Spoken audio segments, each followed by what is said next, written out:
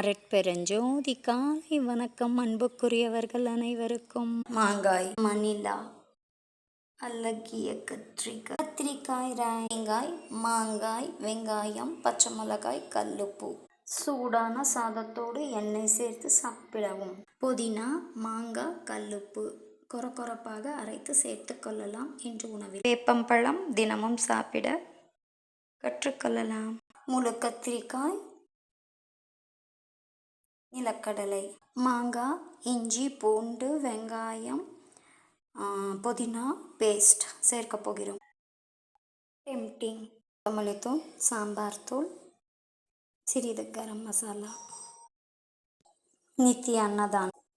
Tempting.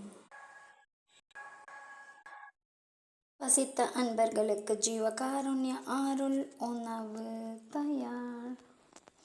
வாருங்கள்.